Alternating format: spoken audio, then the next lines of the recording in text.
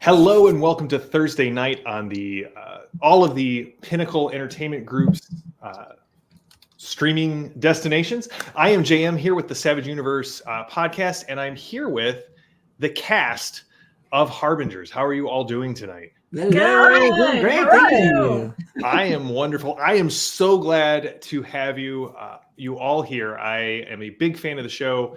Jody and Clint and I were talking about it at Board Game Geek Con. They're like, you have to get the cast on. I'm like, okay, like make the introduction. I don't have anyone's email. So that led to a long line of emails. And I am just so glad to have all of you here.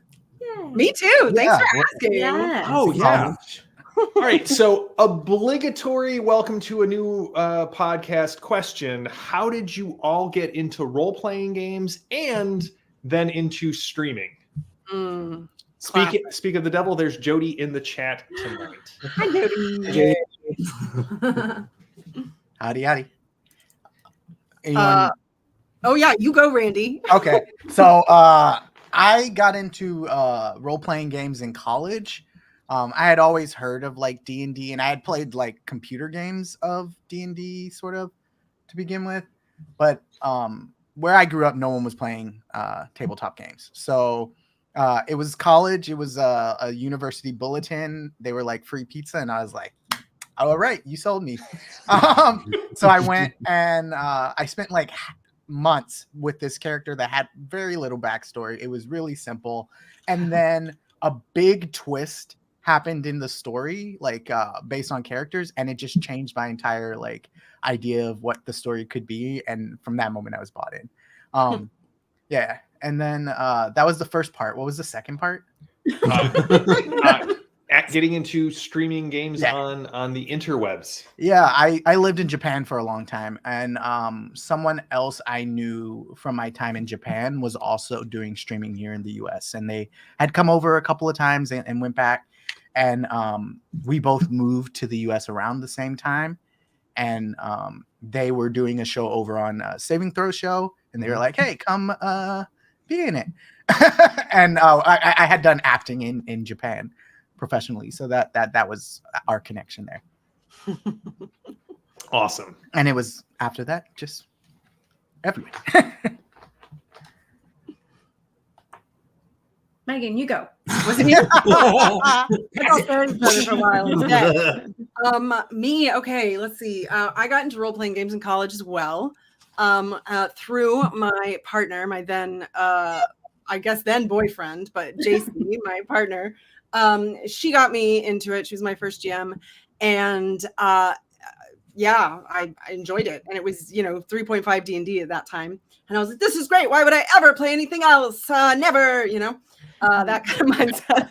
And I played that for quite a few years, and then eventually Wes Otis, who some of y'all might know through Plate Mail Games, that's his company. He was way back in, it was 2016. He was going to do a Call of Cthulhu stream called Black Bag on Saving Throw show. And I had no idea what he was talking about. He was like, hey, you want to play in this? And I was like, all right. And JC, you want to play in it? We were like, okay. And so we did. And then we loved it. And then we were like, Dom, who was the Dom Zook, who's the EP of Saving Throw, an owner. We were like, hey, we're going to bug you because we want to do more things. And we did. And it's history. So here we are. That's how Wild Cards happened, which was our first big Savage Worlds stream, of course. And yeah, then I just kind of got stuck and never went anywhere else because my brain was like, this is great. Yeah, I think that's the gist of it. Philip. Yes. Someone else. I got into it my freshman year of high school. It was like new, didn't know anybody, and there was like a weird kid in my CTL 9 class who was like wearing a leather trench coat and like a D&D book, like awesome art on the cover. And I was like, what's this about? And he was like, you should play. Yeah. Sounds like I a was movie. like, I don't know what's going on, but that sounds cool. And then I played, through like the traditional, like in the cold basements of the Midwest, like intense when it was warm enough in the summer, like hopped up on Mountain Dew and Doritos. Mhm. And college, I guess just nobody plays D&D or any role playing. Like I didn't know of any other role playing game, right? And I like someone offhandedly mentioned it like years after college. Like I was living in Los Angeles. Someone was like, "Oh, this like D&D's got a new edition. I wish I knew someone who knew how to play." And I was like, I know how to play. And all of a sudden, it turns out if you just mention role playing games, people are like, "Wait a second!" Either like I played or like I'm super interested in that, and I never knew anyone. Apparently, all you have to do is ask. So, The first thing I do whenever I move is I find a game store and I offer to run games if they'll help me move. And I've never had problems unloading a U-Haul truck. That is incredible. It turns out everyone's super into it. It's an awesome hobby. And I got into streaming actually because I was working with Meghan at a kids party company in Los Angeles. And I guess we had gotten on the topic of it at some point. And she was like, "Hey, you want to come play a streamed game?" And I was like, "Heck yeah, I do." And it was with Wes Otis. And it's very dangerous. Don't get into combat. But I'd only play D&D. So like something happened and I was like, I guess I tried to punch him. And they're like, there goes your head. It was Gumshoe. Gumshoe. And I was I had to sit at the table dead. Yeah. It was very awkward. I should have listened to him when he said it. I love Gumshoe. I know we're slightly far afield, but we'll come back. Have you guys tried the new Swords of the Serpentine? No. It's Sword and Sorcery Gumshoe. It's spectacularly good. That's cool. Adam and Diana, that leaves you. Yeah. I jumped into it. I wish I knew more about like this sort of stuff when I was younger. Me too. Because I went outside and played. I made my own stories that way. And I'm like, if I would have known about D&D or anything, I totally would have jumped into it. It wasn't until I moved out to LA almost 16 years ago that I jumped into a session. So it was 5e at the time, and then started playing with. I mean, that was really kind of the start of it for me, and then dove off for a while, and then it wasn't until and then Diana can attest to it too. We were both part of a network called the DAT Network, and that was kind of where we started the streaming with it. And that wasn't until I had jumped back into it again. So what about another 10 years after I had tried it the first time? And I'm just like, I get to be whatever I want.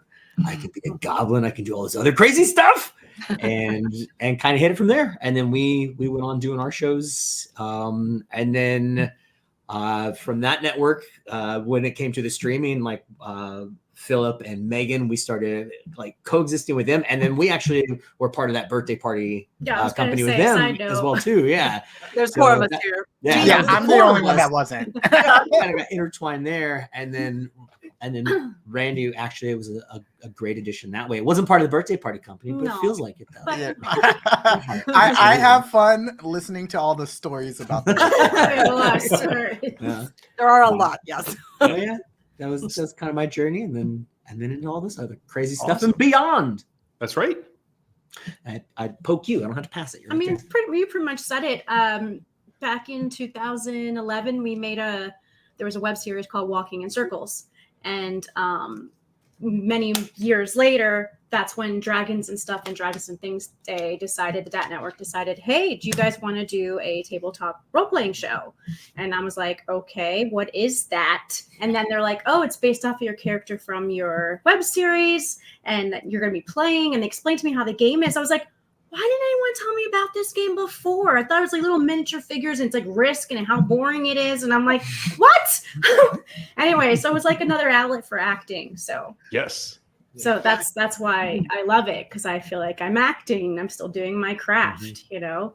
Yeah. Especially since the industry is so hard. So, but just happy to be doing it. So, and then the rest of what Adam said, that's the same journey as me. And then Meghan, we met everyone through Swordplay party company. Yeah, Swordplay. Very cool. Yes, Jody, I would love to eat barbecue with Kevin sometime. Kevin is fantastic. Kevin was one of the two writers on Swords of the Serpentine, and somehow we're like everyone in chat is now like interweaving those comments in. So Jody had a question, and I'm going to throw this up here. So what was everyone else's first game system? Because some of you mentioned D&D, some of you mentioned 3.5. Like, was it D&D for everyone? That's No. usually people get into it. So Mine was Pathfinder. Okay, First edition. Close. Mhm. Yeah. Very close. anybody like jump in with like Amber or something really weird? Nah. No. I played Greyhawk, which at the time I didn't know what that meant. And we were in the state of Texas, and they were playing it where we were like in IUs, which when living Greyhawk was a thing, apparently that's what that was. Yeah. And so I had an old school DM who was just like, I want to play the game here. And it ended up blowing my mind. Well, I mean, Harbingers was a Savage Worlds show. We're a Savage Worlds channel. So let's just talk, like, how did you guys get into Savage Worlds? Like, what was that? I mean, it sounded like everyone started with Through Meghan. Megan. Yes, give us the details. She's Blame the one. her. She gets Blame her. all the credit. She's the one. Mm-hmm. I'm just like, oh, y'all want to play with me? We're playing Savage World. So And we're all Yes. like, what's that? Yeah, I had no idea what to expect, and I think I talked to some other friends who did streaming at the time, and they were like, "Oh yeah, there's a show on Saving Throw show that you could watch," and I picked like popular episodes or like some clip of it, and it was Meghan like rolling an ungodly amount of explosions all at once, and I was like, I want to play this. All right, so what's your favorite thing about Savage Worlds? Having come from like D&D, what's the thing when you think Savage Worlds, the thing that stands out in your mind as the thing you love the most? A lot more simple. Simplicity. There you go. Target I don't number mean 4. that in an awful way. I love the Less math. flexibility. Thank you very much. I hate math. For those I'm of you with who know you. me. Okay, Yeah. sorry. Someone else take the road. Yeah, I was just gonna say I love the flexibility of Savage Worlds. I played some other systems that like where it was like a cyberpunky kind of thing, and it was so hard to play. Like I felt bogged down by rules at one point. Mhm. And I remember playing that same year in Harbingers as a hacker, and I was like, oh, this feels so much better. Like it's like you can just do stuff. Yeah, I like a lot of things about it. I think though one of the major things for me is acing, just the exploding dice. It's so much fun, and I don't know, something about what I've noticed after playing Savage Worlds, because at first I was resistant to it because it was so different, and if you try to play it like you would play Dungeons and Dragons, you're just going to die, which is what happened to me early on, and I got really mad, and I was like, what is this? And so but once I began to understand it, what I saw is that going to another system afterwards, I was like, oh, my dice don't explode, like I got kind of sad, and combat honestly was more boring. Combat is always kind of I don't know, I'm iffy on combat sometimes. I enjoy it, but it, much like Diana was saying, it can become too complicated for me, like keeping track of all the rules and everything, so I don't always, that's not really my forte when I play. And so many of those other systems are so many systems are very combat heavy, some of the like D&Ds and these popular systems, which is great and fine, it just doesn't work for me. And so it's so cool to play in a system where I'm like, wow, I get to kind of pick and choose, like you were saying, Randy, like what works for me, what I want to use. I don't have to use that other stuff. And I'm excited because who knows what's going to happen, because this is, the dice are nuts and the cat can kill me. Whatever. So it's always funny to me at a convention, you can always find the room where people are playing Savage Worlds because we're the loudest.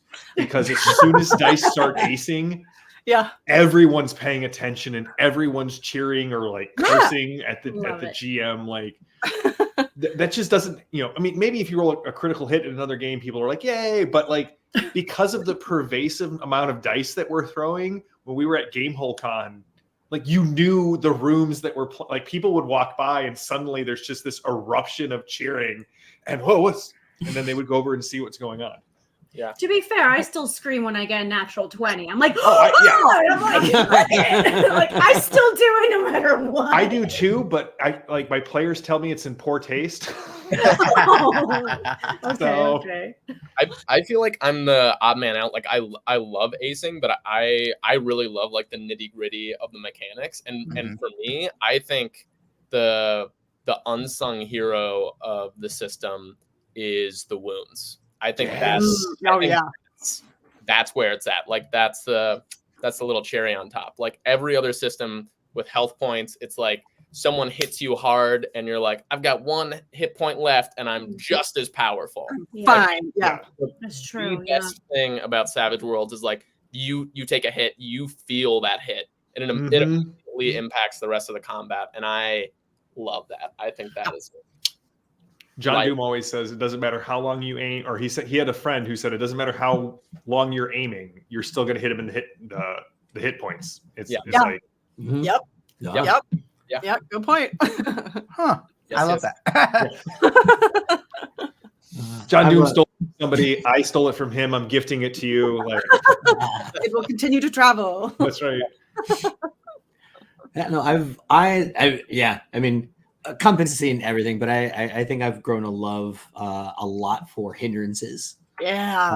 As well too, which is because it's an issue that you have to push through. And I know, especially during this show, I took some extreme ones, which was a lot of fun, and it makes for great stuff. Yeah. One failing forward with it, and sometimes great comedic gold. There's an episode we're all climbing up the side of a mountain, and everybody went before me, and I had one arm.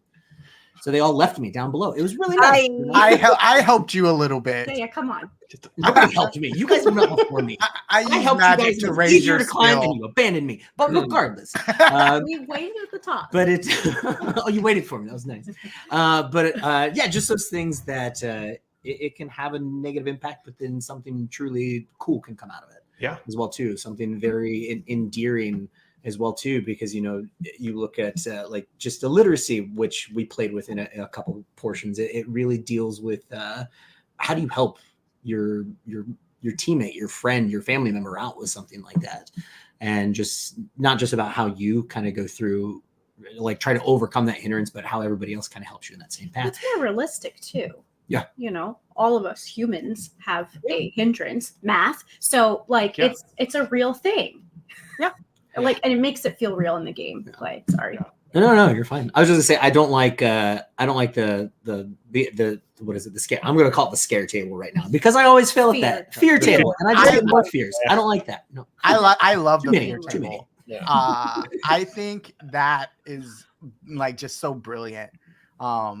Like that, the way it affects characters, the way like you can roll it, and then sometimes you're like, oh, something about you changes, or you have this new like phobia, or like yeah. You lose control of your character and go running away for so many rounds. Oh, I remember that happened in season 1.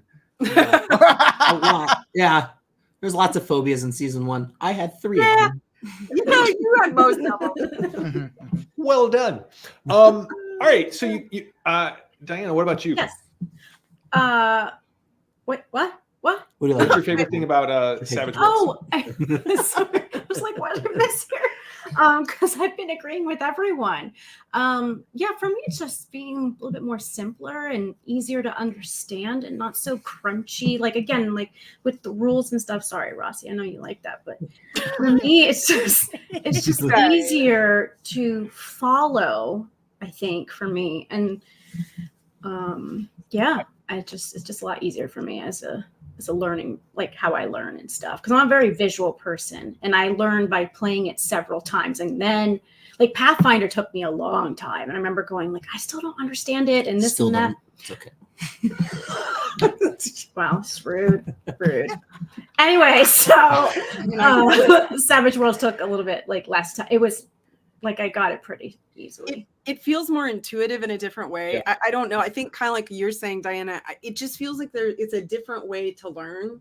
And also just the book itself is more engaging to read than some systems I've because it's very hard for me to read rules. My brain is just like, throw that out the window and that out the window.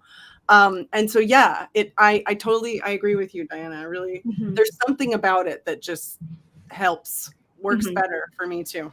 Yeah, I mean, Diana, don't get me wrong. Like, I enjoy rules, but it's not about the quantity of rules. It's about the quality of rules. And what I like about Savage World is that the rules reinforce the play style that we're signing up for. Well, and I don't know. I mean, Clint's in the chat right now, so he can correct me if I'm wrong.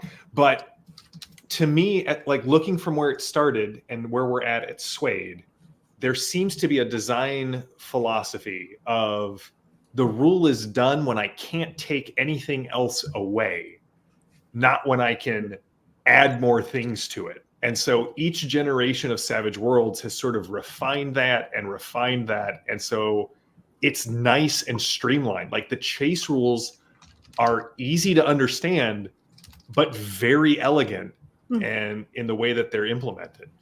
And I was talking with Philip before the start of the show. I went and pitched a Savage Worlds club to my son's middle school and got a bunch of people on board that were not kind of what you would kind of think of as like the typical D&Der in middle school. And I was able to explain the rules in like 60 seconds. And all of a sudden I saw people who were not interested going, okay, well, I understood that. The kid who's been pitching me D&D for the last 3 months, I don't understand any of that, but that makes sense. I'll sign up for this club. Yeah. I think it's really cool though that because sort of some people are talking about this in chat though, that like there are options for everybody. Yes. Because like I will say, and I think Diana and I have talked about this, other systems have been really difficult for me to get into because I can't. And there's sort of this like expectation of, well, if you don't know the rules, then you're not trying hard enough type mindset. And that has kept me out of a lot of stuff for a long time, and also kept me from sort of like really fully engaging in the thing. So it wasn't as fun.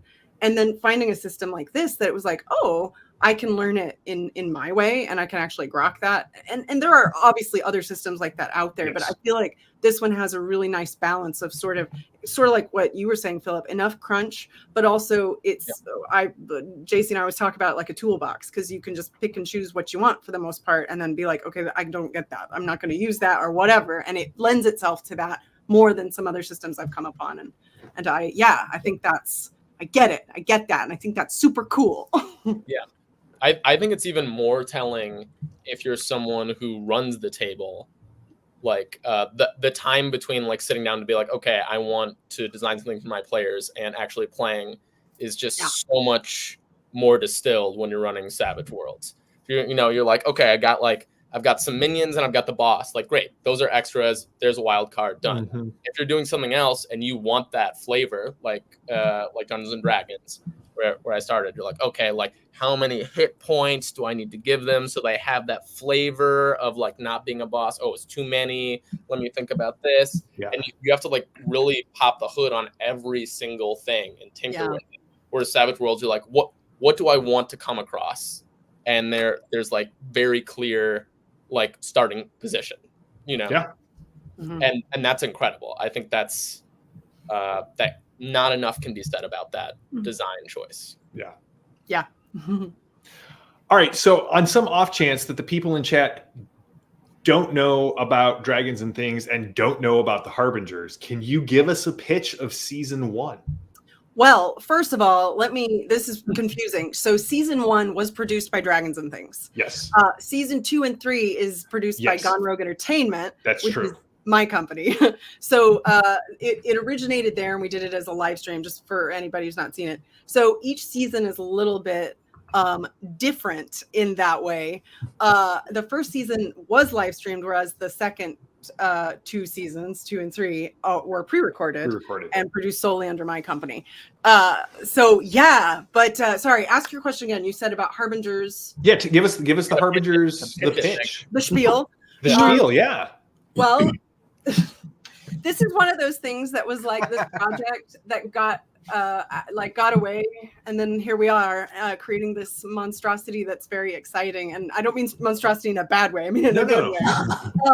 But yeah, so it originated what I really have wanted to do for a long time, and JC and I wanted to do kind of back at Saving Throw, was a stream where we would do like one season and it would be Deadlands, and then another season would be Hell on Earth, and then another season would be Lost Colony or whatever it would be, and we'd bring them all together somehow. So that's kind of where that got birthed. And then as I started like coming up with my like settings that I wanted to do, I was like, you know, I actually think all of these could be in the apocalypse, and then that could be kind of cool.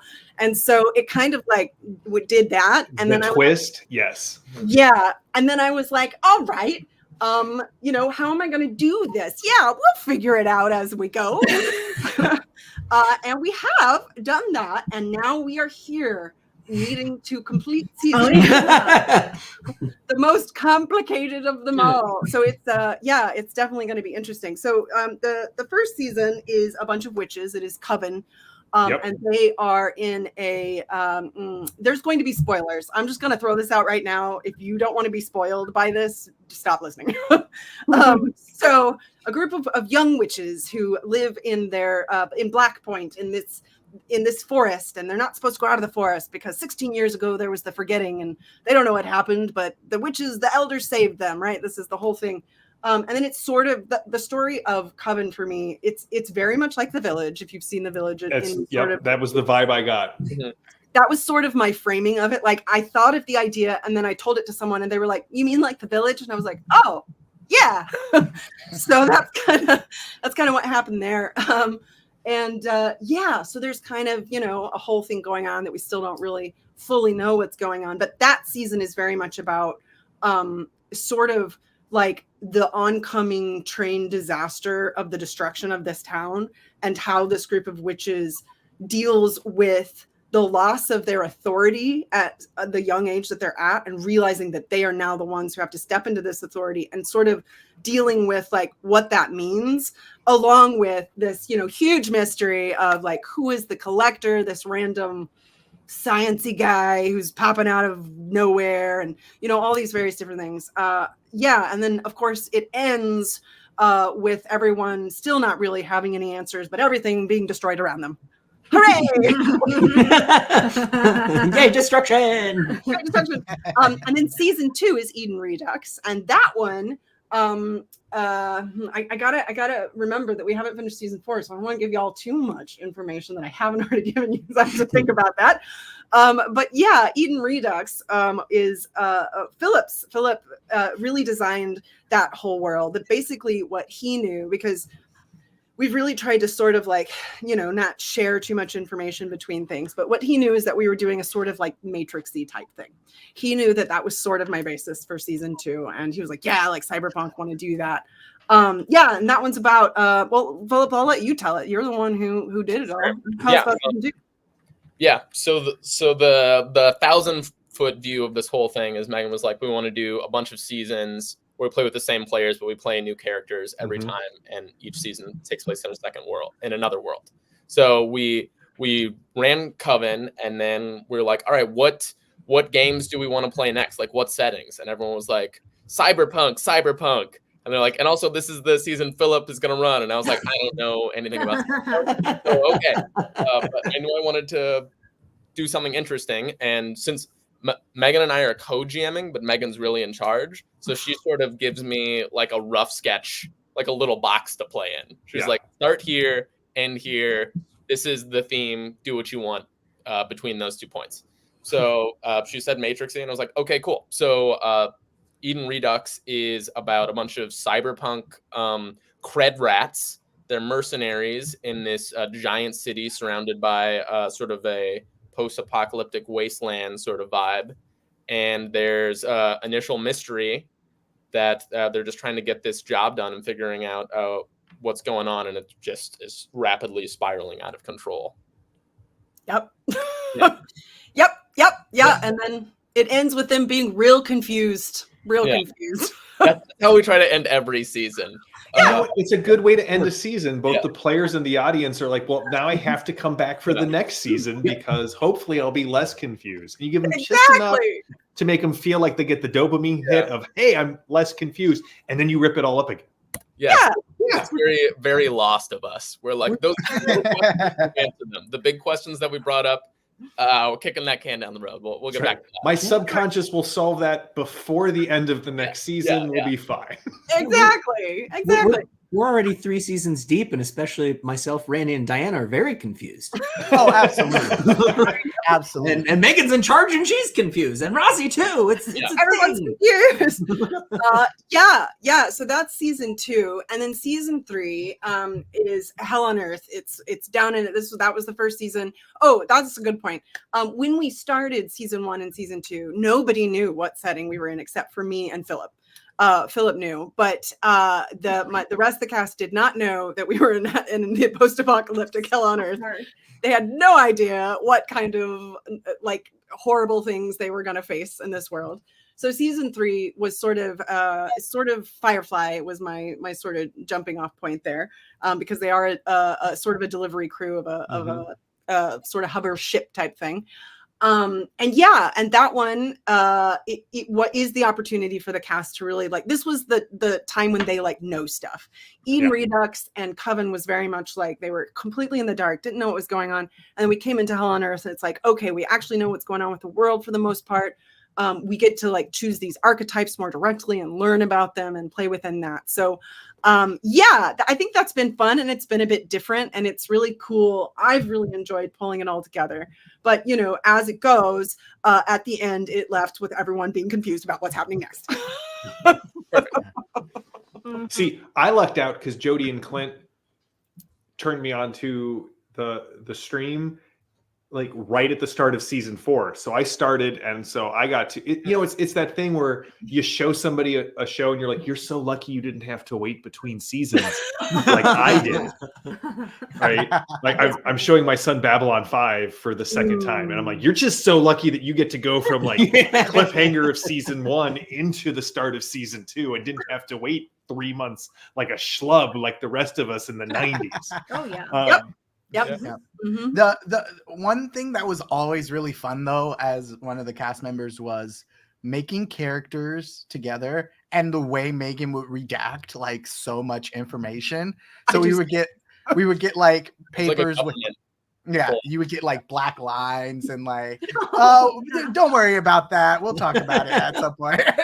Listen, especially for Coven, I was using savage.us to build the character sheets, and a lot of, because it's so helpful, it has the book that the power or whatever is coming from. And, so a lot of them were like Deadlands, Weird West. And I was like, no, they don't know where this is from. Yeah. That was rough. You handed us the sheet and you're like, okay, we're gonna make characters. And we're all like, what's the setting? And you're like, I can't really tell you. And I'm like, how do we make characters without knowing where we live? I remember being like, what the fuck? Okay, here we go. I did. I threw them a curveball, especially on, I think Coven was probably the hardest, because Eden Redux, the cyberpunk, like, I think that was a clearer sort of genre that had clearer archetypes than like witches from the 1700s. It was just a bit confusing. But I will also say, I think that is something that I see a lot, and I experienced coming from a system that has classes into a system where you're like, build what you want, the character of your dreams, and then we'll make it work. And that's really, I think, can be overwhelming and confusing at first when you're so used to. I'm gonna say this meaner than I mean it, but a system holding your hand. That's what it feels like now. Well, in those other games, you're playing kind of a classic archetype with a classic archetypal, archetypal arc. Right. Which is cool. Fine. And I love those kinds of games. But I also love being able to make, the weirdest thing that pops into my head. Yes. Exactly. Yeah. I'm totally with you on that. Oh, I see some we've got some questions if you don't mind. So Knights of the Smith Dinner Table said, for season 3, did you convert it to Suede, or did you run it in Reloaded for Hell on Earth? We converted it to Suede as much as we could, where needed. But we tried to sit down, and I think there were definitely, like, looking back, I'm like, I think some of these things might have been a bit overpowered. Like there was definitely some stuff that probably could have been, adjusted, but who cares? It was fun. But yeah, we adjusted to Swade. Yeah, I always feel like if I'm writing something for publication, I'm really nervous about making sure it's balanced. If it's at my table and it's unbalanced, I'll adjust. Right? Yeah, that's true. Yeah, you just kind of bend around it for sure. John Doom said, has Harbingers had any super clutch rolls like another I'm assuming stream that you are known for? It's from Wild Cards. Yes. So in an ETU, our ETU game, Thing in the Corner is the episode. I have this ridiculous roll where I need to get I need to ace at least twice or once or something, and everyone's like, it's not going to happen. I'm like, well, might as well try, and I end up getting like a 38. It aces and aces and aces and aces, and it's like super clutch. So yeah, it's a good moment. I have yet to come upon a moment like that, but I do think, I don't remember if it was, I do feel like there was one point in Harbingers where somebody had a really high roll, but it wasn't in like we need it right now type moment. I remember in Coven, I had to lie. Remember, my character was lying, and I did roll I aced it again. It was like 4 times. That's the only one I remember, though. Yeah. Sorry, Philip, go. I was gonna say, I think at Harbingers we're more noted for our terrible rolls. The crit fails. Jody likes that. Jody loves it when people critically fail at the well, if anyone else in the audience loves that, they should check out season 3, episode 1. That's what I was gonna say. I think literally the first episode, and mostly just that. I think there's 7 crit fails in that first episode. 2 hours long. I would have to go through my notes, but I was keeping track of all of it. Yeah, it was terrible. I think by the end, Diana and I each had 4 throughout season 3. Rossi had 1. Randy didn't get any. He got lucky, and I think Meghan had 1, but as a baddie. It was we were keeping a tally. We were like, yeah, we were. I will say I didn't get a crit fail, but I very often got the worst rolls for initiative and fighting. And fighting, and fighting. And I know, and Star Drew said it here, and we always talk about it too. I mean, man, badass fighter, just Dice did not like you. No, it's just like he's gonna punch it. Dang it.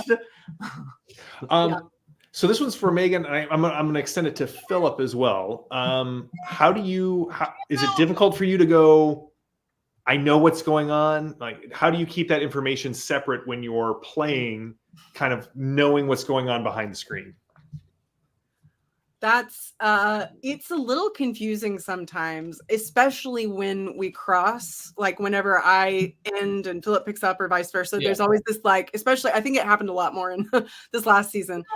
It's difficult, it's confusing, and also Philip and neither one of us have ever tried to create an entire campaign all at once, write it all. I'm so used to doing it little bits at a time.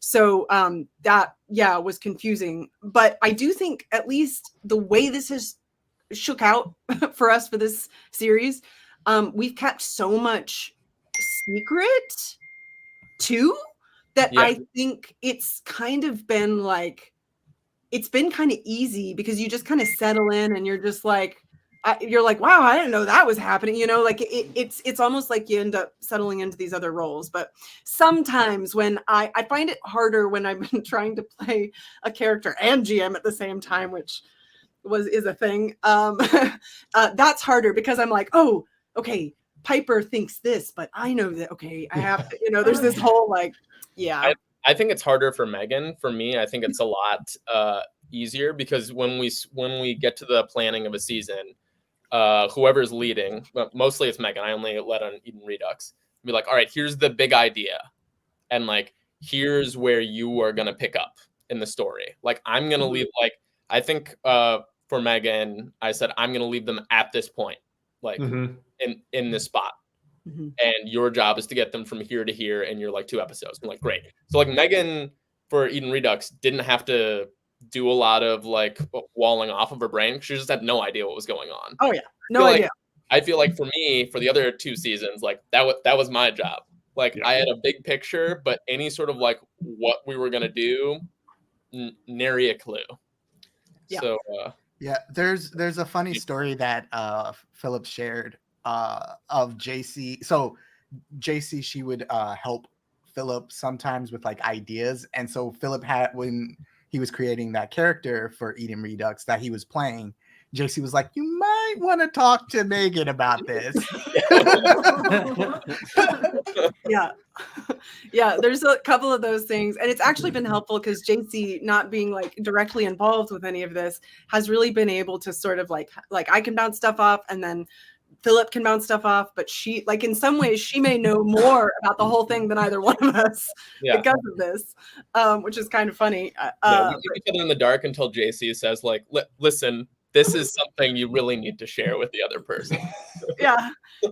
She'll be like, there were a couple times too, I think, after she's like worked with Philip, and I'll be talking about something, and she'll be like, "You should talk to Philip." So yeah, it is. It's funny, but it's definitely complex. It is complex, like going back and forth like that. But it's also really fun, and I think the nature of this particular show and the fact that Philip was really able to sort of take, this Eden Redux, the cyberpunk world, and it's its own little separate thing. And I liked that because I really. For me, finding the balance between going, okay, this is my thing and I have the creative sort of like say and where this is going. But I also, you never want to get into that point where you're like, nobody can have any creative freedom, Right. like you want to find this balance of like, but I want you to have creative freedom. I just want it to be under this umbrella, and figuring out that give and take. And I liked sort of the nature of this, because I was like, listen, you just need to like get them somewhere. Yeah. Here's the basics. Now do whatever you want. And then I get the opportunity to take whatever he did and then be like, okay, now I'm going to play with it, and then we get to bounce it back and forth. And that's actually like, that's been a lot of fun, complex times, but honestly, it's been a boost, a bonus, makes it better in a lot of ways because it's more brains, Yeah, definitely freedom in the form sort of vibes. It makes it really enjoyable. Well, I like how you said you sort of plot in a box, which I always find I work better creatively in bounds. And so the fact that the two of you are like helping each other draw the lines around where you want to go is brilliant. Yeah. I guess I hadn't quite thought about it like that, but yeah, it's really lent itself to sort of being able to create those boxes and have them be pretty clean cut, which does lend itself to a lot of freedom of creativity. Yeah. All right, so Billy Berserker has a question. I will get to it, but here's one for everyone, and we've been focusing kind of the GM side. So let's bounce it over to the other side. What is your favorite moment from the show? Well, Randy seems to have one because he immediately buried his face in his hands. So, Randy, I'm gonna put you on the spot. What's your favorite moment? So each season has like its own thing that sort of blows my mind, but I think and this is a testament to the way Philip really GMs, and something I really enjoy, which is Philip looks at your hindrances and your backstory and goes, I see that you put this there purposely. I'm going to lean into this. Yeah. And so I had this really sort of more tragic backstory for my character. And so when Philip took over GMing, he was like, oh, here's your dead friend. Deal with it. Here's an entire like sort of really emotional moment of like catharsis for your character. And I remember just weeping, and like it was so powerful for me as a player, for my character. It was just like, that was a moment I was like, yeah, thank you, Philip. So, it was in Coven, right? It was in Coven. Yeah. Adam and Diana. Or let's start with Diana. Oh. I'm sorry that I keep like putting you like together, but you're on the same screen. No, so when I it's look totally down to make sure I got people's names, I just read it and I'm like, Totally you're fine. individual people. I know that. Clearly I can see that, but my exhausted brain just is like, all good. There. It's all good. Oh boy. Okay, let me think here. I remember one moment I really enjoyed was in Eden Redux. Megan's character and I played sisters, basically, and we giggled so much and laughed so much as those characters. I mean, I had a lot of fun with Megan, and I remember climbing up the elevator shaft and stuff, and that was one of my favorite moments there. It's just so like silly, but like also badass. And then one of my moments that I love and also hated was when Rossi decided to mind wipe my character. Yep. That was such a turn of events, but such a great moment because like Diana was pissed and couldn't do anything about it and had to stay in the moment and like, you know, but it was such a great, like, just like it had all this build up to this climax and then gone. Take the air out of that. Yeah, right. That was in Hell on Earth. That was in season 3. Yeah, season 3. Yeah, that was. Trying to think what else. We had so many moments. We had so many good moments. I mean, even the smallest little moments of like Randy's character reading me a bedtime story, and then my character who can't read in season 3 is like, I really don't want to hear this, and then he's just kept going. I'm like, okay, let him tell his story because I can't read anymore. Yeah, it's just little moments like that. I really cherish just little tiny moments that they're so impactful. Yeah.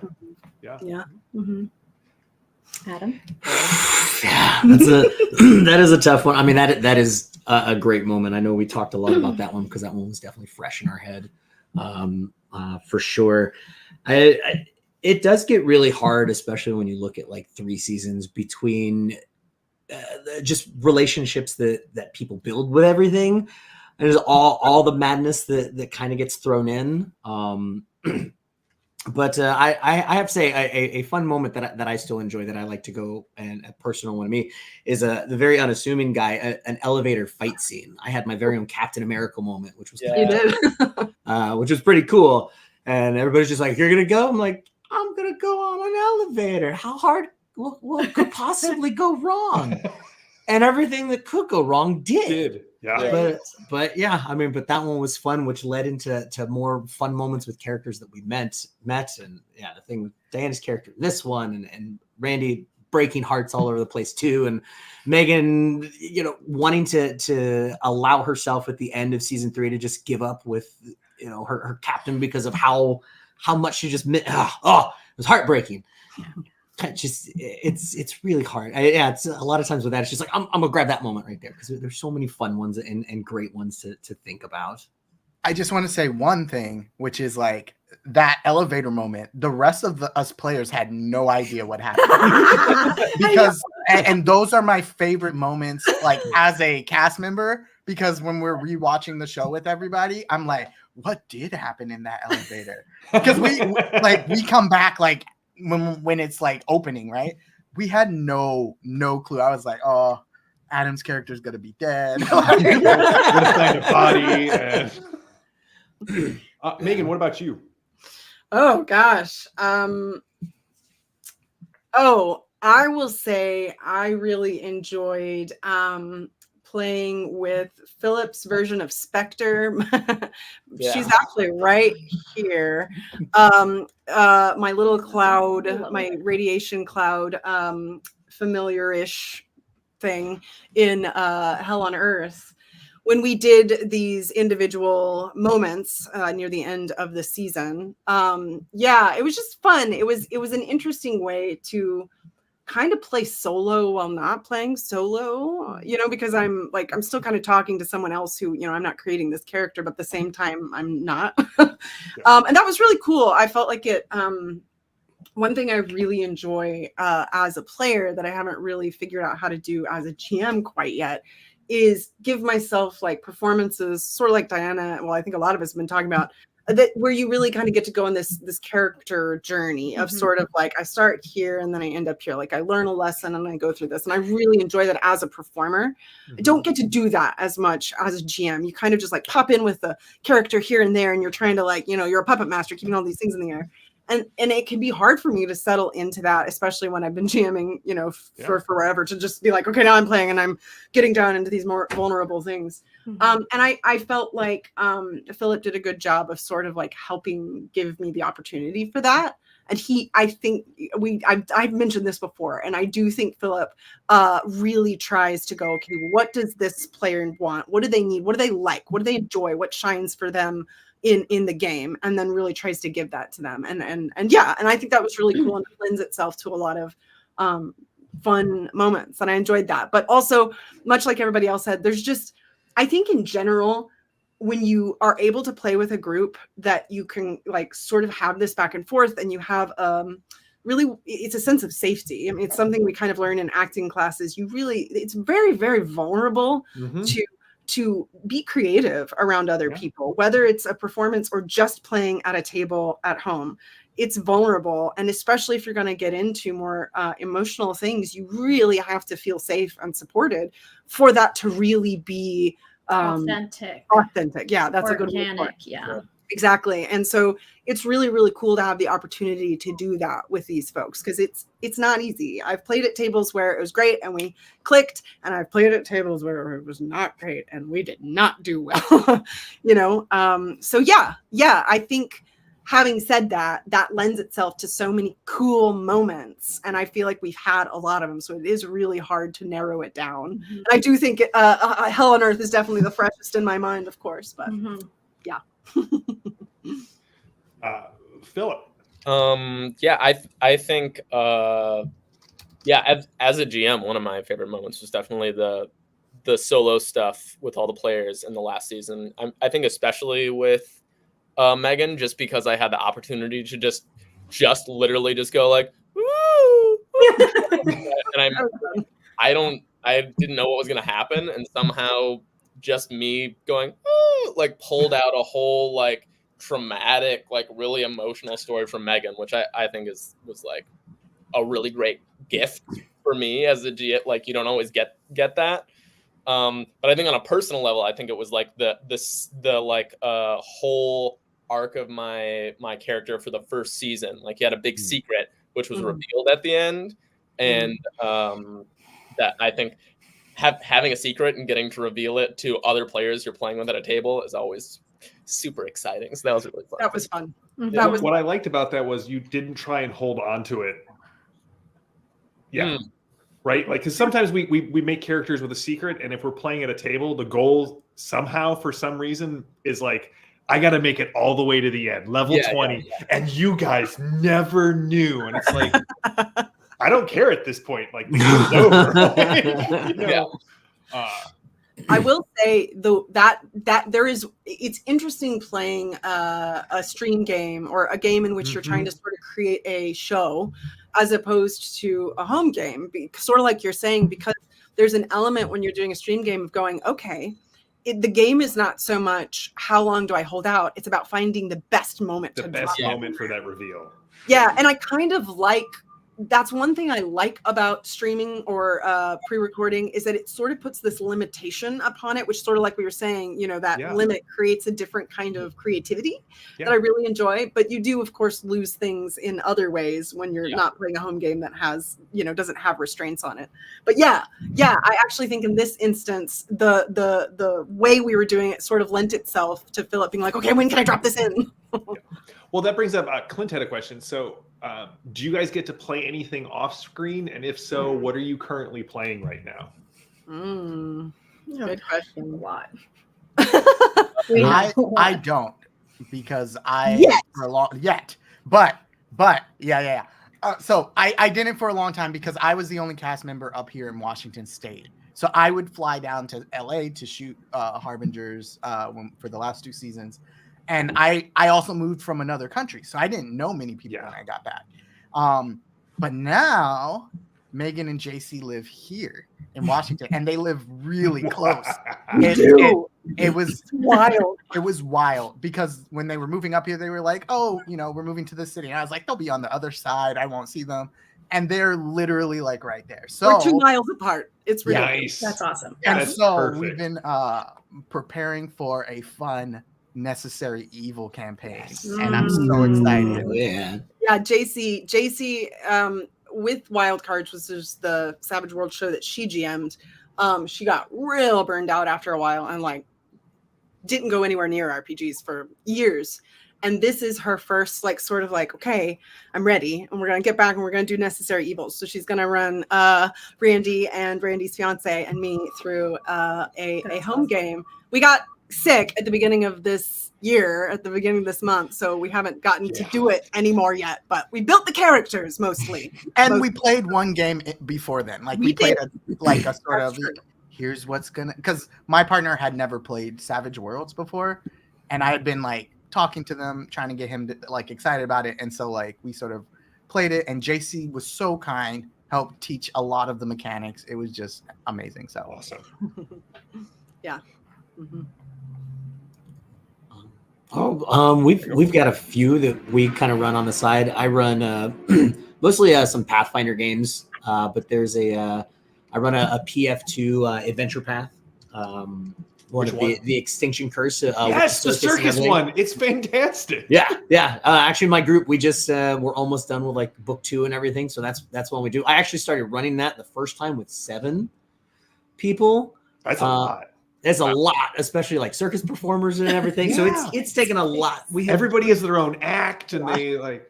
Yeah. So let me ask you a question. Like, do you have a large contingent of small characters who like stand on top of each other and pretend to be one person in a trench coat in between circus acts? I didn't think about that.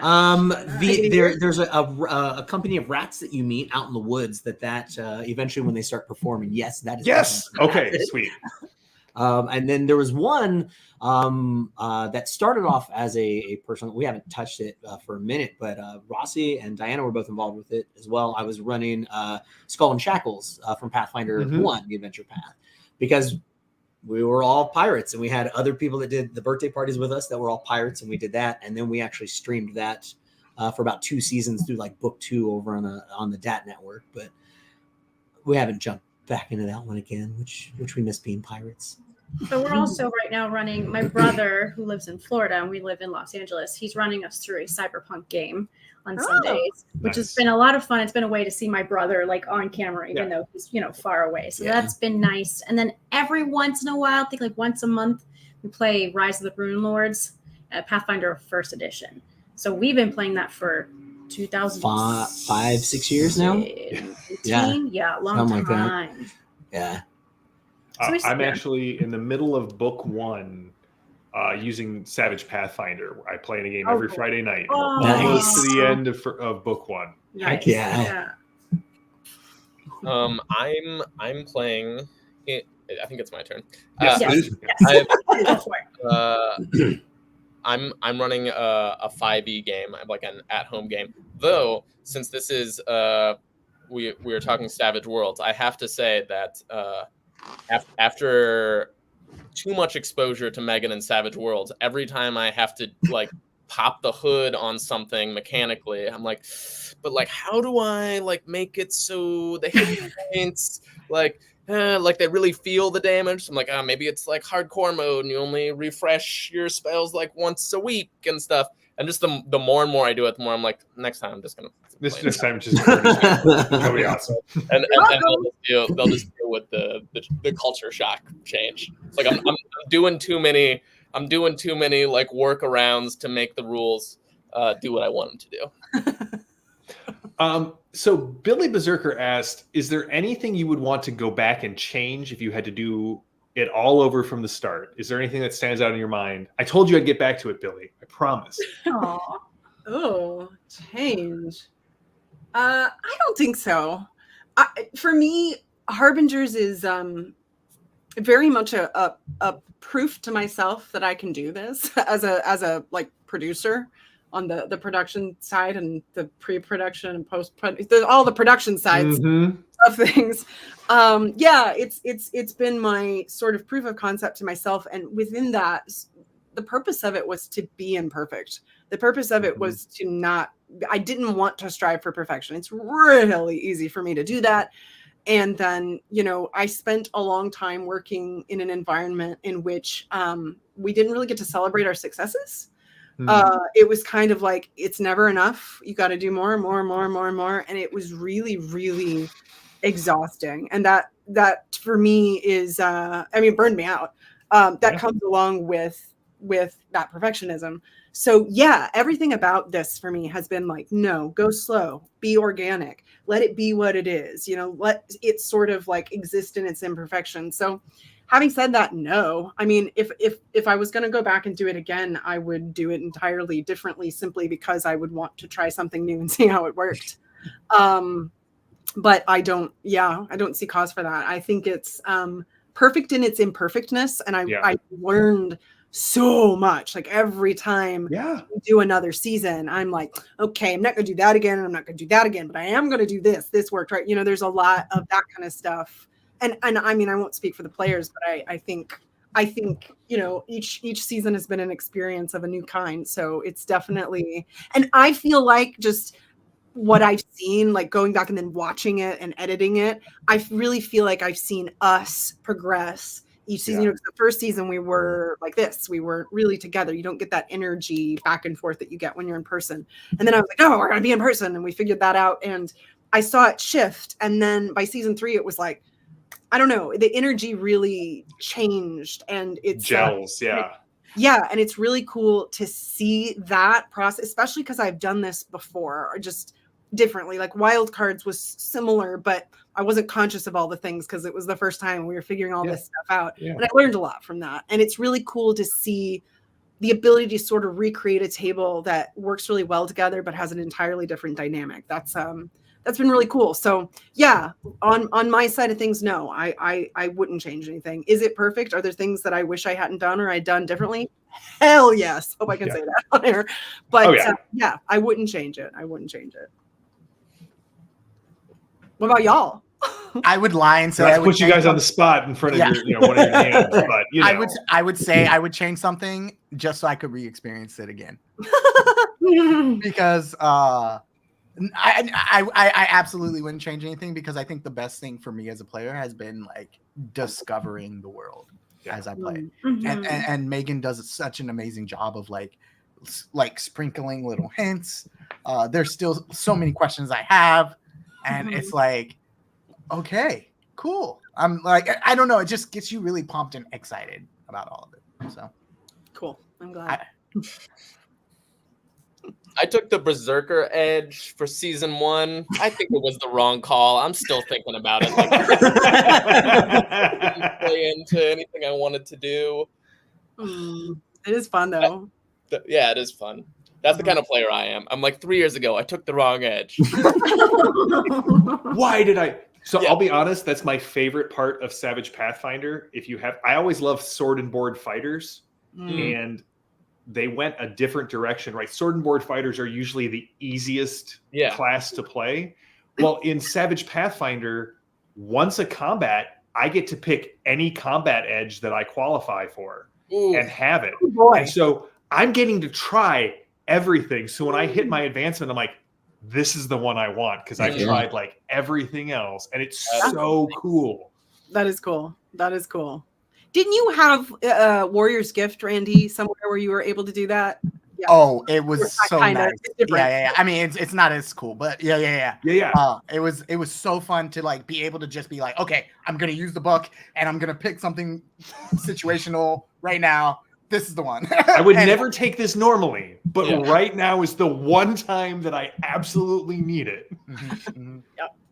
Yeah, which is cool. How about you? I think season 1, I just wish we would have played in person, but obviously. Sure, that is a good world shut down. But I would agree with that one. I do like playing in person better. Playing this bugs me. I lose so much in this little box. I have so much more energy. Look at this. You're losing my arms. You just got to bring them in more, Meghan.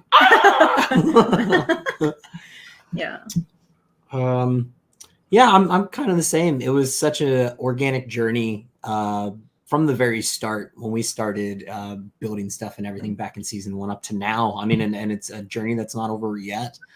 There's not much I would really want to change either. Everything just feels like it should. Well, when you look back at really everything, I'm like, that That feels good. I will say, I would like to remember because I ate quite a bit in season 2. I the first day of filming, I did forget my healthy snacks at home.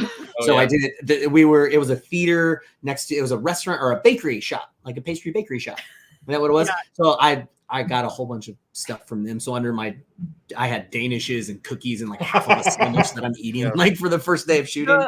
The way it worked when we shot in that theater was we couldn't have outside food. We could only use their food at that theater, which was really interesting. And that was, I think, part of it too. Because they were like, but it wasn't a full cafe. It was the theater cafe. So Yeah. they had like 4 sandwiches and pastries. Yeah. So we were like, okay, how are we going to make this work? Yeah, it was fun. And maybe not roll someone. Nah, I'll keep all the crits. All the crits. I'll keep all those.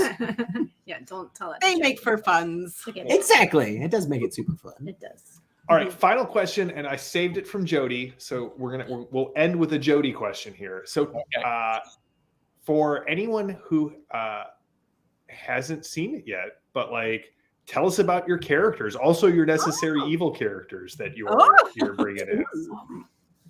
The one thing you're never supposed to ask players who are outside of your game. Tell me about your characters. Yeah. Like, About your characters. Okay, well, I'll kick it off. Okay, Coven. My character is Piper. She is very much sort of a Percy Weasley meets Hermione Granger meets Willow from Buffy. She's she's the elder. She's the like highest apprentice to the elders. So the 3 elders of this town. So she's, gonna be one of the next elders, but she's young. She's like, I don't remember how old. She's like 23 or something. And she's kind of like, she's, followed all the rules and done everything right her whole life. And she's kind of got to stick up her butt about it. And she's not like always the nicest or warmest. And there's sort of like her powers are fire based, but there's also sort of this toxic element to her powers. I don't think we really got in there. She also has a familiar that I seriously am horrible at when I'm GMing. Remember to bring my familiars, but it's a cat named Shadow. So she's got that familiar. And I don't remember all of her hindrances and powers and everything, but I do remember them being fire based, and her sort of my goal for her journey through Coven was kind of the journey of Coven, I suppose, which is like, yeah, I'm doing everything right. I'm doing everything good. And then sort of having to deal with the grief of realizing that all of those things you were doing was just kind of like one person's rules, and maybe they aren't the best. And maybe that isn't what makes you great in the world, that maybe it's about thinking for yourself or however you kind of want to interpret that. That was kind of my Coven character. And then for Eden Redux, I have Kat, who is twins to Edge. And Kat is kind of just like, I think I don't remember. I think I took Berserk for her maybe, or I thought about it. But she's a dual, she's got dual like katanas. And because Diana and I we were like, we'll be dual wielders, which was fun because she's got guns, I got katanas. And she's just kind of like, she's kind of aggressive. She's kind of like grumpy. She's not very patient. That's Kat. That's Kat. She's kind of all over the place. She was my opportunity to just actually, I think who I really wanted to base her off of was Catwoman, Michelle Pfeiffer's Catwoman. But she kind of like didn't end up she kind of went off a different direction, but there were elements of sort of that like intensity that I feel like I added in. And then Jexa, who is my favorite character of all of these, is my Hell on Earth character. And Jexa Maddox she's I think 53 years old. I really wanted to play with this sort of motherly aspect in this character because that's something that I haven't really played with. And I really like to build characters that force me to play with either some aspect of myself or something that I've never sort of like explored as a performer. And so this was kind of a new thing for me. And I really liked her. I wanted to play with that tenderness because sometimes that can be hard for me as a performer. And it was really interesting because it was hard, but also I feel like I settled into it. And I wanted her to sort of be this tragic, like, she lost her wife and child to Judgment Day. and she's kind of like ripped away from them. She has major death wish. She just kind of wants to get back to them, but she also like has found meaning in this new family that she's, you know, created. And she's not their mother, but there's an aspect of sort of like, you know, she's protecting these people. She's helping them. She's giving them this space. So her journey, to me was very much about like sort of realizing that there are still other things to live for in the world, even if, you know, everyone's been taken away from you. Right. Those are all those. And she's a toxic shaman. I always forget to add these, but she's a toxic shaman. She has her cloud specter back there who floats about and makes noises. Those are my 3 characters from Harbingers. All right, I'm going to throw it to Philip. You go. Okay. So season 1, I have Bertram. He's sort of like a super moody, cranky teenager. I think that's like a hothead. He's like kind of mean, kind of a bully. And has a big secret. And then I feel like every season is a reaction to the previous season. So I mostly GM'd Eden Redux season 2. So I end up playing Care Unit 3. Like no combat skills whatsoever. And he was there to bug the crap out of Edge. Seems about right. Yeah. So he was a healthcare robot, but I had a lot of fun because he just intentionally understood like no colloquialisms, which is always fun if you want to bug your friends. Yep. And then the 3rd season, I played Kesh. He's a psyker. I was really excited to play a psyker.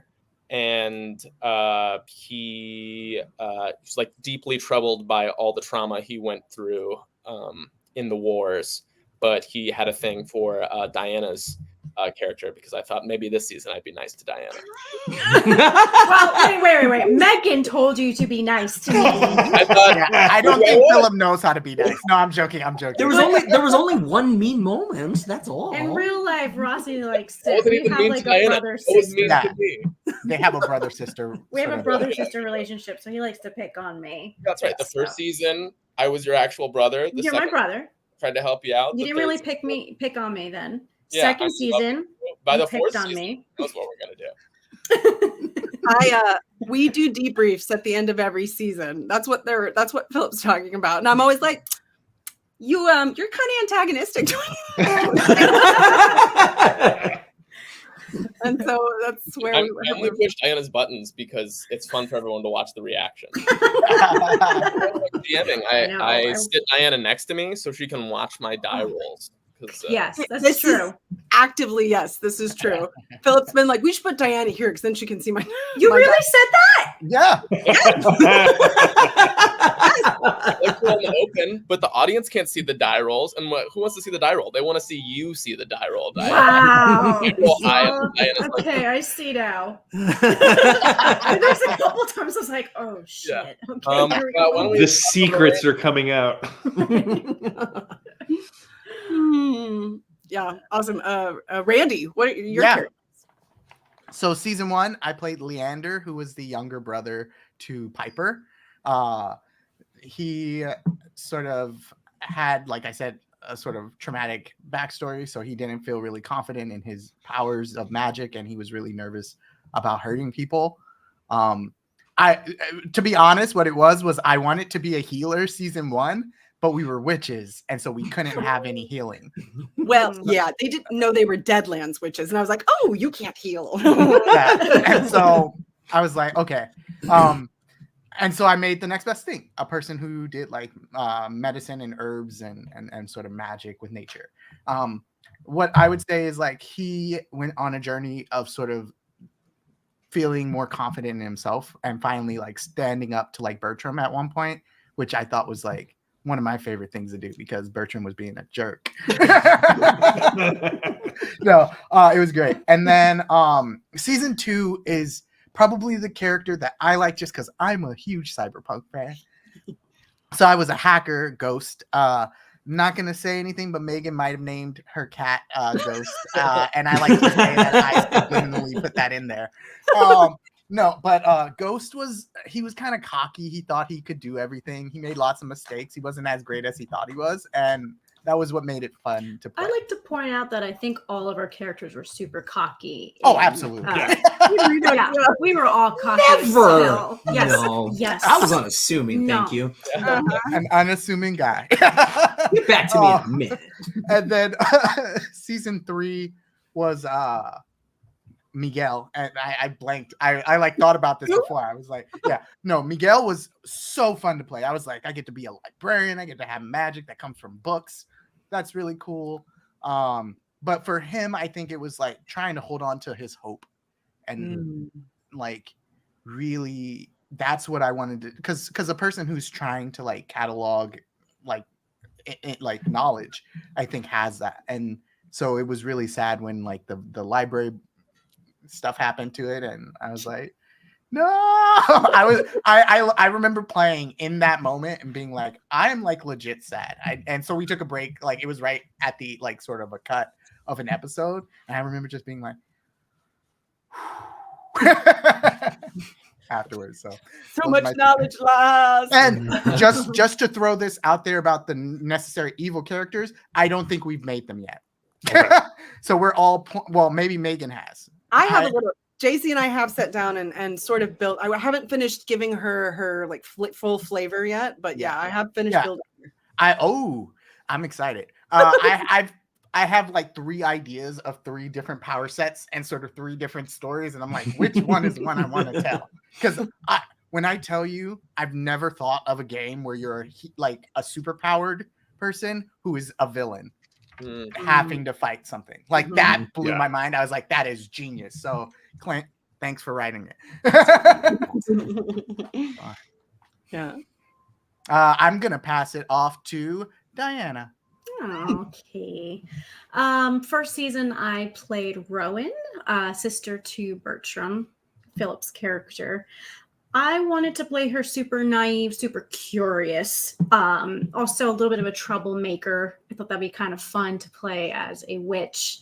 And just because since we're all young, I was like, oh, I'll try it. I never really played that type of character. And I was also part of the elders with Meghan's character, Piper. So that was a little nice bond we had there. And then second season, I just wanted to be like Cyberpunk. I remember we were sitting in our living room, all of us except for Randy. Obviously, he was on Zoom, and I was like, I don't know what I want to do. And then, I guess, after going back and forth, I was like, you know what? I want to be like a parkourist. I just want to parkour my way through this show. So that's when we came up with ideas of Meghan's character having dual katanas, and I would have 2 guns like Lara Croft, and I just want to be like badass and like nothing can stop me. So that was my vision there. And then third season, I don't know, I think it was like springtime or something, and I just remember seeing because I love flowers, and these flowers named aster flowers were I parked somewhere and I saw them, and I'm just like, God, they're so pretty, and I'm like, oh, the name is really cool. And then I was like, well, maybe I could have been a florist before Judgment Day, and maybe she had a softer side to her, and then just something super tragic happened, and I lost my way of trying to read through just the explosions and stuff, and maybe getting hit in the head. And but yeah, I mean, I had fun with Aster, especially in doing it in person, and just the relationships with everyone. I mean, season 3 for all of us was so tragic, but it made such good storytelling. We don't have to always be funny. I know second season, we're all laughing so much and having a fun time, but I think third season really grounded us as these characters. And yeah, I mean, I love each and every one of my character I did. I think it was a lot of fun to just I just made sure to always make them so different so they didn't look the same. Yeah, I feel that's my biggest thing when I play characters. Yeah. Sorry. Oh no, I just realized I didn't tell my necessary evil character. So I will add that. I haven't named her yet, but she's kind of so we're doing this thing where the 3 of us sort of have this corporation that we each have a reason that we're going against. So my character, she was, I think how we're going to do it is she was a part of either building this corporation, or she was dating the guy who's in charge of the corporation, and then he tries to kill her, or she steals some. I don't know. We haven't quite figured all that out yet. But she kind of like she comes back to life. Like he tries to kill her and it doesn't take, because she actually has this luck-based power where just like lucky things come to her. She has luck as one of her edges. And what happens is when she comes back, she kind of brings the dead with her. And now she's haunted.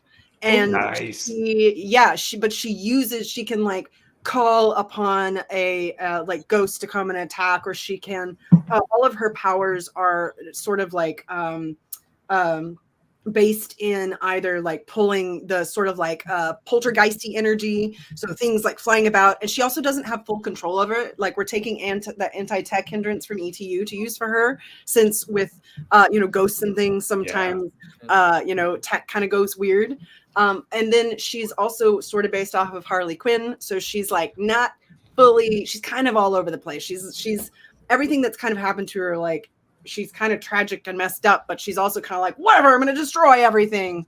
And she stole some wrist claws that were from this company that she basically, they're like a prototype that's not out there yet. And so this is kind of her whole thing. But our whole like focus is going to be, at least to start, taking down this company. Because I know, Randy, you were talking about, I think your character too had it's connected to the company. Yeah. Yeah. And so aliens invasions, Yeah, I know. What's not to love?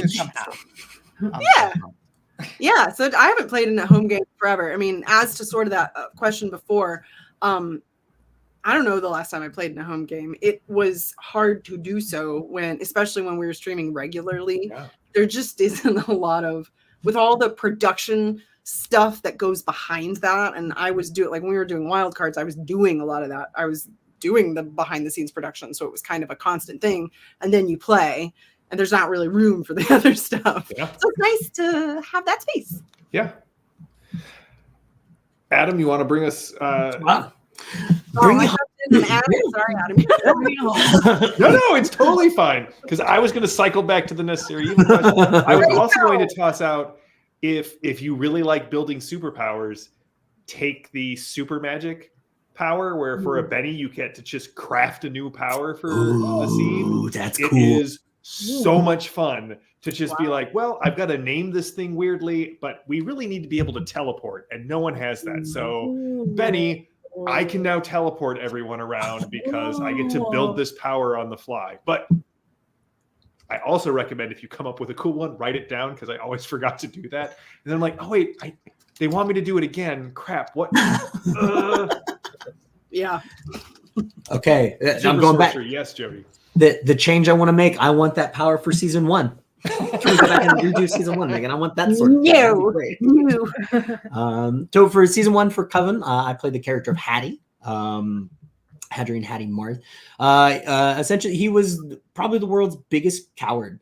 And I think he kind of came about for me because, it was 2021 when I think the first season came out, and it was a hard time in the world, and everybody was scared. That kind of played into the reasoning for it. And as somebody that felt like he was on the outside looking in sometimes.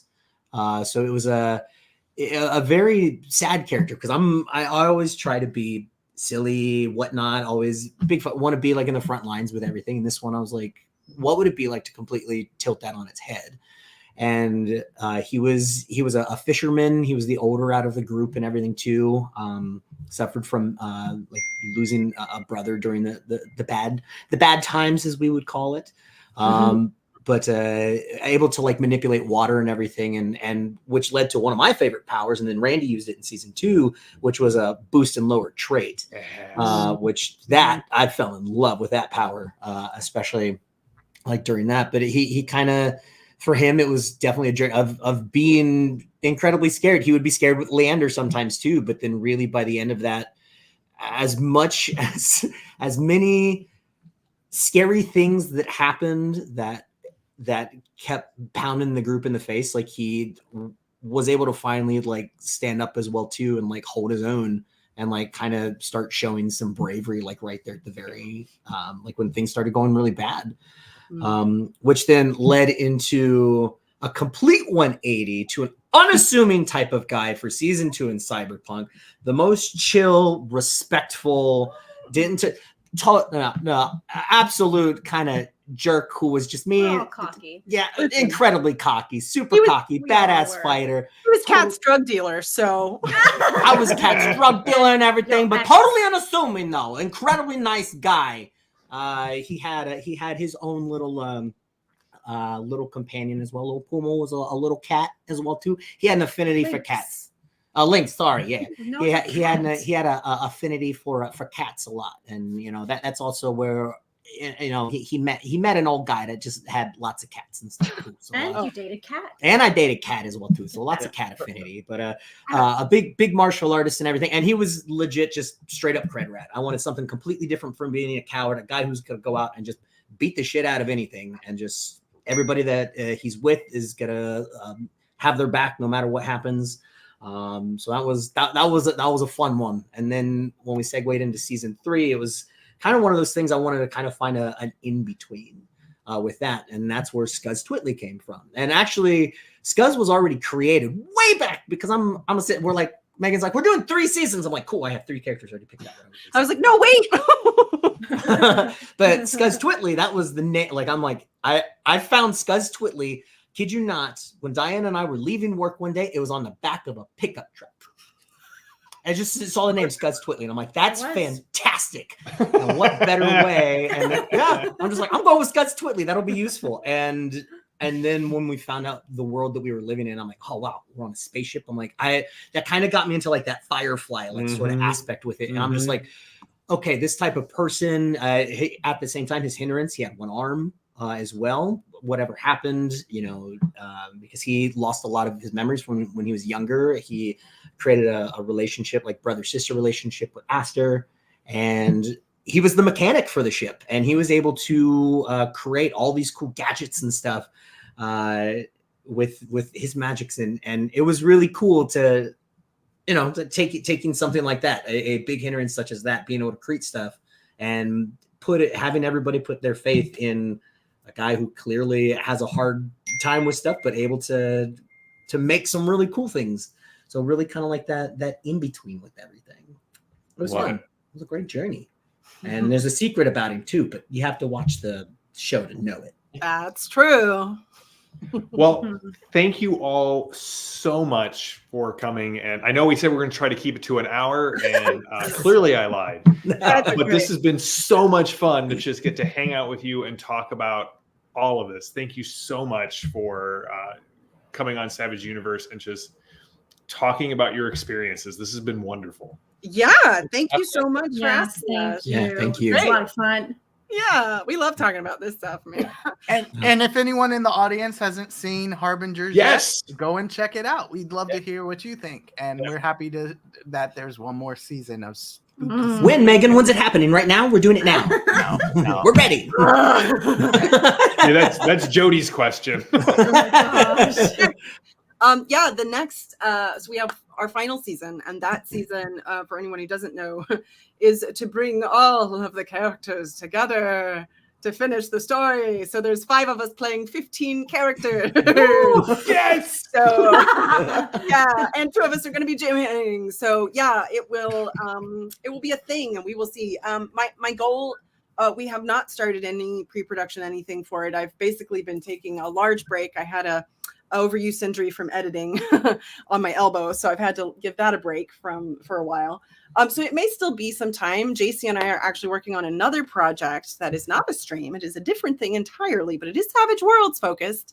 And so that's what we've been doing lately. And that one will continue. It's actually behind me on the wall here, but you can't see it. So, but we've been doing that, and I'm excited about that. Harbingers, my goal is to film it this year, is to film sometime this year. But there's a lot. This one is going to require us to think very creatively. Yes. So the pre-production side of it may take longer. And then, of course, there's the editing, and that just takes a long time, and I can only do it so fast. Yeah. So my hope is to get it out by the end of this year. we will see where time leads us. I don't know. So where's the best place for people to find the Harbingers? And are you guys going to Gamehole Con this year? Good question. As a group, we do not have any plans to go to any conventions as of right now. No. Best place to find us is Gone Rogue Entertainment on our YouTube. So it's youtube.com/Gone Rogue Entertainment. Yep. That's where it's all hosted. You can find it there. The first 2 seasons are out as podcast as well. Of course, they were not filmed. They were not recorded that way intentionally. But I have adapted them for that. So you can also catch those. I did see somebody somewhere asking about the 3rd season. It'll get up eventually. It's not a top priority for me, just simply because there's so many other things that happen before that. But I will put it out eventually as podcast. And then you can also find us on many socials all over the place under @HarbingersRPG. And you can also find Gone Rogue @Gone Rogue ENT, and that's Instagram, Twitter, Blue Sky, Facebook, whatever. We're around. I don't always keep up with it, but that is the best place for you to find information. And GoneRogueEntertainment.com. You can check it out there. We also have some short films that some of these fine folks have been a part of and will probably continue to be a part of. And there is also a TTRPG supplemental product called Adventure Bones, which they're basically sort of loose voiceover recordings that you can take and use and put into your games, and you can kind of build around them. So there's 3 of those out. You can find on Drive-Thru RPG, but that's the best place to find it, and all kind of goes together. Perfect. Well, tomorrow, if you guys tune in at 3:00 Eastern, Clint will be answering questions about Necessary Evil, and I believe Mike will also be on answering questions about Doomguard. And so if you want, you can submit your questions here at that link. So I'm going to leave it up for the rest of the show because I don't actually know if you're able to click on it where you're at watching this. So very carefully type this in as I'm doing the wrap up of the show. You've got about 20 to 30 seconds here. And then next week, Landauer and I will be on Savage Universe at the normal time. So the normal time would be 7:00 Eastern. And we're going to be doing the Swag Awards. We're going to be looking at all of the swag products that have been released over the last year and doing an award show about it. So hopefully you have had enough time to plug in the link if it's not clickable where you're at. And again, a big thanks to all of you. This has been just a huge delight. You guys are wonderful people to just hang out with and talk about Savage Worlds with. So hopefully we'll get to do it again. Maybe after season 4, comes, or when season 4 starts, we should have you on and talk about that. We'd be happy to. Yeah, awesome. Let us know about characters.